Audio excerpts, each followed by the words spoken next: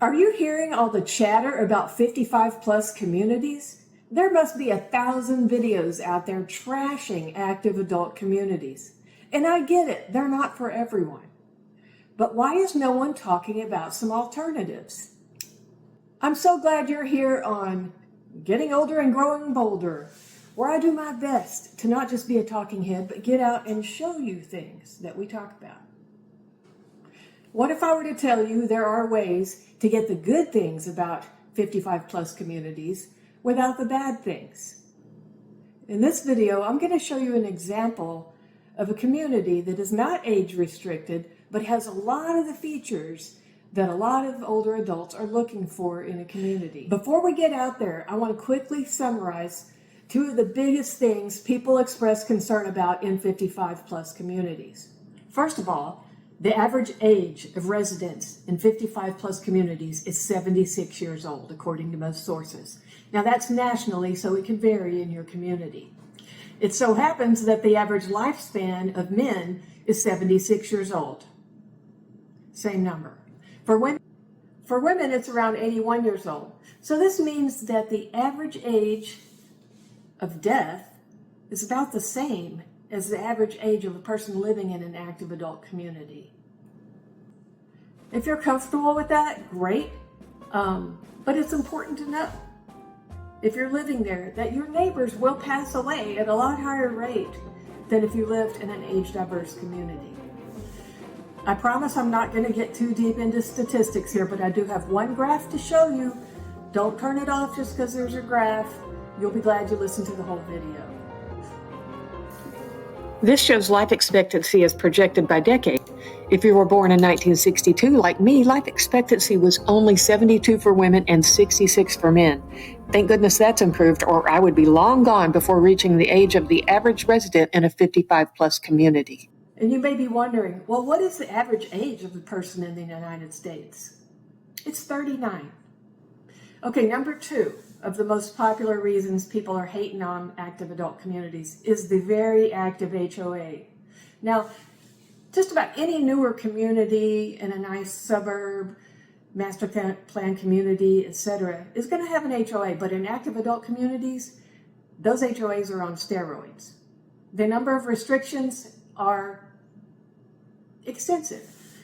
Now, I'm not going to go into all the other things people are trashing 55 plus communities for, because they're not objective. They're more about the social activities, the cliquey personalities, nosy people, things like that. I'm just sticking to the objective things. So what do you do if you want kind of a more laid back place that's well kept, no maintenance or less maintenance? Maybe you want more older people than your typical suburban or urban neighborhood, but you want people of all ages. Well, that's what we're going to look at today. Be selective about your neighborhood. There are ways to find out the amount of equity or the length of time a person has owned their home. And if you find a neighborhood where the average home ownership length is 15 to 20 years, then you know you're going to have a higher percentage of older people in that community. And yet that community won't be restricted nearly as much as a 55 plus. So we're going to tour a home right now that has three major things that are common in active adult communities without the age restrictions. Number one, it is lock and leave. It's one story. It is located in a master plan community where a lot of the people are older, but it's not age restricted. And number three, it has great amenities: pools, parks, fishing ponds, pickleball, the whole deal.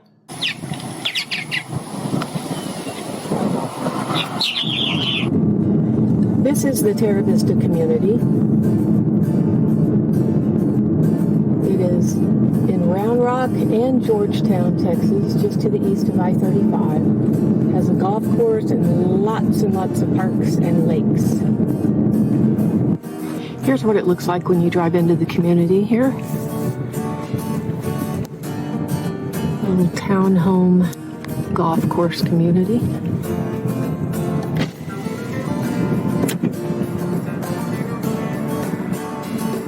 Little green spaces. And there are usually a couple of them for sale in here.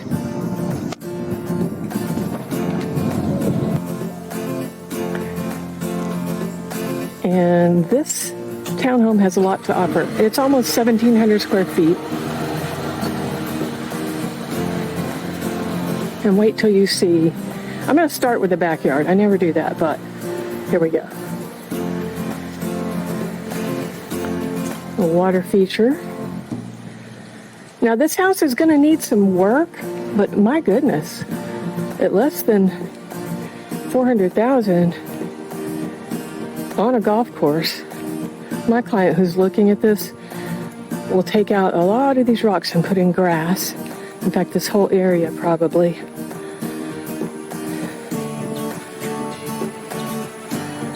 On the Teravista golf course. There is a tee box right there.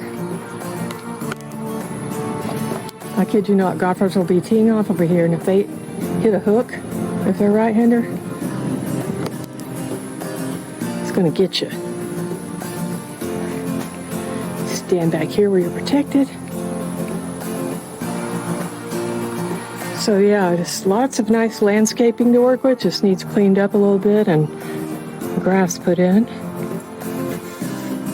Lots of hardscaping.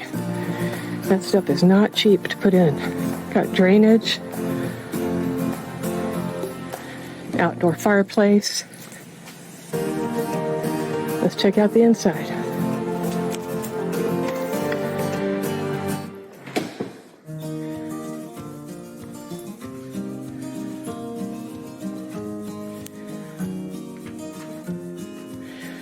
The kitchen is open to the dining and living area. A nice bar.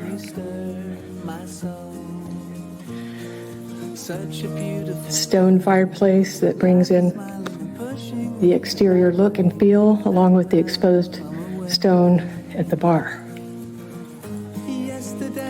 Into the back right-hand side of the unit is the primary bedroom with the views. Sorry, I should have opened those blinds. Into the primary bath. Here's another thing that I would think needs a lot of work, and that would be to rip out this tub and shower and make a nice, big, supersized shower. You have the double vanities. Nice wood cabinets, so you don't need to replace those. So you can see seniors lived here, and so you don't have to be in a senior community per se. Nice big closet, huge closet, to have a great place that works for seniors. So this is not a senior community, but there are a lot of seniors here, but families are welcome as well. To me, that's kind of the best of both worlds. You have a great spot for seniors, but you get diversity in the neighborhood and all kinds of people. That's redundant, isn't it? Let's go see the front wing of the house. Right off of the front door, you have a nice office, but it has a closet, so it literally could serve as a third bedroom if you were a family coming in here. Oh, and these are really nice engineered wood floors. Heading down the hallway, the utility room with more storage cabinets, and the second bathroom. Looks like it's hardly ever been used. Another linen closet, more linen storage space, and then this front bedroom, kind of a smaller bedroom in the front of the house. I'd replace the carpet. It is the door to the two-car garage. So there you have it. If you want a perfect house or a perfect condo or a perfect townhome for a senior, but you don't want to live in a senior community, Teravista just might have you covered.